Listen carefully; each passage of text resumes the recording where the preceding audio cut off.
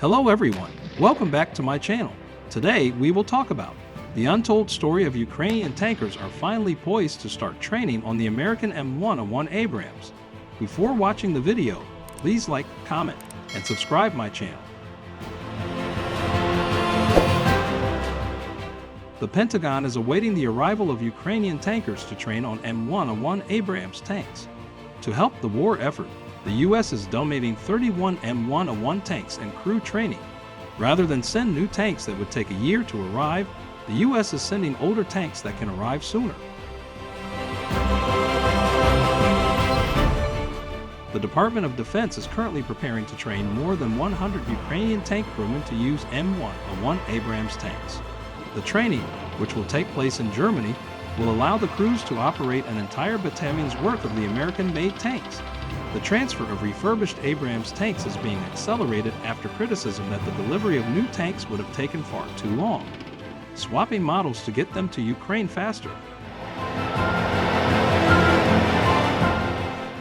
The training will take place at the Grafenwohr Training Area, part of U.S. Army Europe. The sprawling 89-mile training area is one of the largest outside the continental United States. Graf is currently the home of the Joint Multinational Training Group Ukraine, which pairs Army National Guard units with Ukrainian units for combat training and instruction. U.S. President Joe Biden made the decision to send tanks to Ukraine in late January 2023. The tanks were originally meant to be brand new M1A2 Abrams main battle tanks purchased under the Ukraine Security Assistance Initiative, the coordinating agency for new equipment purchased for Kyiv. New build tanks, however, would have taken a year to arrive on the battlefield, long after European donated Leopard 2 tanks.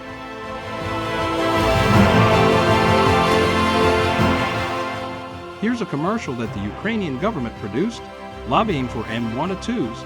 The video is based on Chevy truck commercials that ran in the 1990s. After complaints from Congress that M1A2 tanks would take too long to arrive, the administration decided in March to send older M1A1 Abrams tanks instead. The U.S. Army first deployed the basic M1A1 armed with a 120mm M256 main gun, M250 caliber machine gun, and M240 coaxial machine gun in the late 1980s. The M1A1 variant includes a second-generation forward-looking infrared sight, powertrain improvements, and Blue Force Tracker, a computer system that allows tank crews to view the location of both friendly and enemy forces on an LCD display. Older tanks come with consequences. While the Pentagon describes the M1A1 and M1A2 as having very similar capabilities, the tanks the Ukrainians are set to receive lack some key features. One is the Commander's Independent Thermal Viewer, CITV, a rotating thermal sight that allows the tank commander to search for targets independently of the main thermal viewer. A tank with a CITV is a more efficient killer on the battlefield, with the tank commander identifying targets, handing them off to the gunner for destruction, and then quickly moving on to locate other targets. Other features M1A1's lack are the CRWS-LP remote firing weapon station, allowing the tank commander to fire the M250 caliber machine gun while safely inside the turret, a digital tank-wide computer architecture, an auxiliary power generator to keep sensors and communications equipment powered up without running the turbine engine, a tank health monitoring system, and the ability to use a data link to program tank main gun ammunition. The United States is giving Ukraine 31 M1A1 tanks. That's enough for a Ukrainian ground forces tank battalion, 3 companies of 10 tanks each, and 1 tank for the battalion commander. The battalion will almost certainly never field all 31 tanks in combat. The Abrams is a complicated beast of a tank, and breakdowns are common. The U.S. Army aims for a tank battlefield readiness rate of 90%, which would leave the Ukrainians with just 28 combat-ready tanks.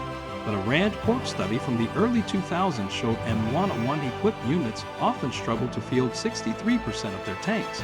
Every downed tank will hurt the unit's combat effectiveness. The takeaway. It took nearly a year for Ukraine's Western backers to finally decide to send tanks. Now that the plans to send Abrams tanks are finalized, it's hard not to feel underwhelmed. The U.S. has hundreds of newer M1A2 tanks in reserve and could send them to Ukraine if it really wanted to. It could also send more than just 31 tanks when the need is obviously for hundreds of tanks. This probably won't be the last batch of tanks the Pentagon sends to Ukraine. So that is it, guys, for my today's video. I hope you enjoyed. Thank you very much for watching.